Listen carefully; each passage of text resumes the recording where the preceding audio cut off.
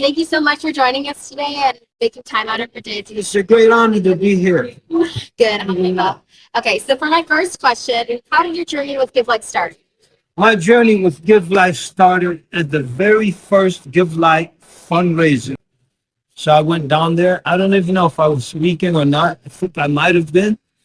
And once I heard the vision in a way that only Sister Dion can lay out a vision, I saw the light. Once I saw the light, I tried to do everything I could to support GiveLight.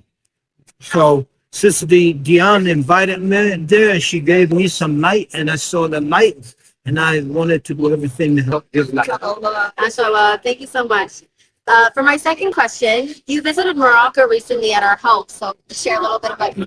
MashaAllah, MashaAllah. I was blessed to not intentionally. I went to Morocco to see a sheikh. And the sheikh's daughter lives in London and she was pregnant. And she delivered the baby 2 weeks early.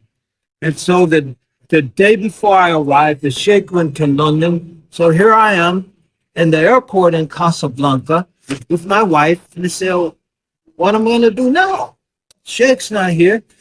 I said, the light came on. The GiveLight light came on. Oof, we'll go visit the GiveLight orphanage in Wisdom. And so we got on a plane the very same day and we went there. We were hosted in a beautiful guest room.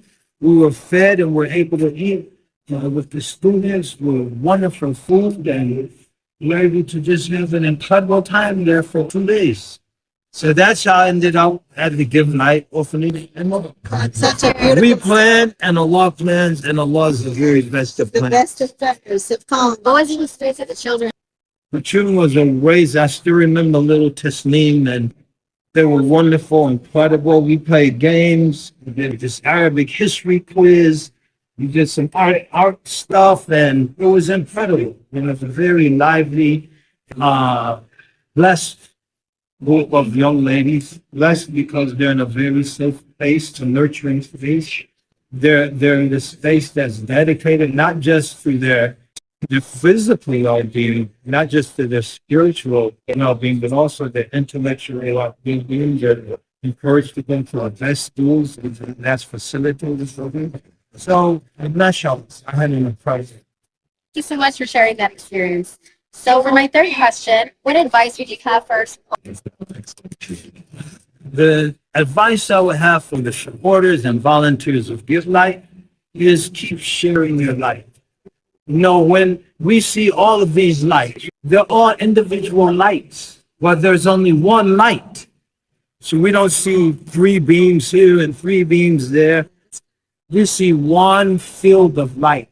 And so when all of the volunteers, all of the staff of GiveLight share their light, there's one big light that illuminates brighter future for all of the wonderful young men and women, boys and girls who are in the GiveLight.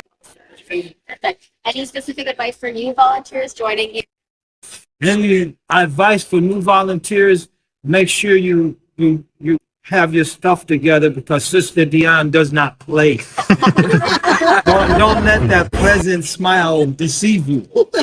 Sister Dion actually fires volunteers. So you volunteers better be serious. Bring your A gang. Perfect. For my final question, there are so many other causes and urgent appeals. So what is your advice on how GiveLight Canada can keep the focus on long-term causes for You know, I think it's important. We're going to always have your passionate supporters who are going to give a disproportionately larger percentage, rather, of your gifts that you receive. But everyone can do it. It's like the situation now in Gaza. I would not encourage everyone to stop everything you're doing, but make room to support brothers and sisters who are facing genocide in Gaza. Keep giving to GiveLight, give to this one, that one, your local Islamic center, the local Muslim school, whatever the project might be, the occasional disasters, floods and earthquakes, but set something aside for GiveLight, even if it's small. You know, one thing about Canada, You have, it's also true of the United States, but you have incredible beauty, natural beauty.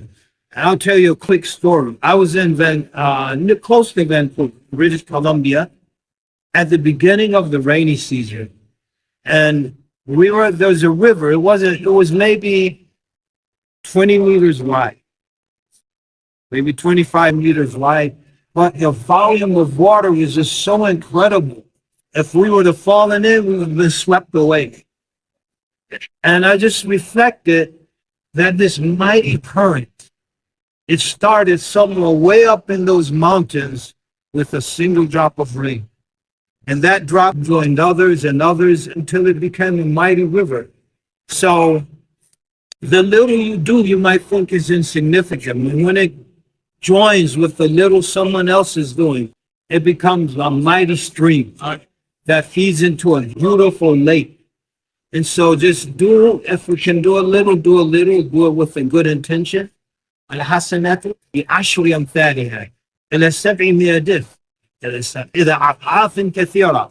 The good that you do is multiplied 10 times over, 700 times over, many times over and beyond that. And so you might give a single wound, but it does the work of 7 million wounds. I don't know if you call 7 million. But I'm just trying to show my little Canadian cultural competency here. Probably messed up. But you get the idea though. It's blessed. Because it's going for a blessed cause. It's coming from halal, hard-earned, halal income. So you never know the power of that single little gift. Thank you so much.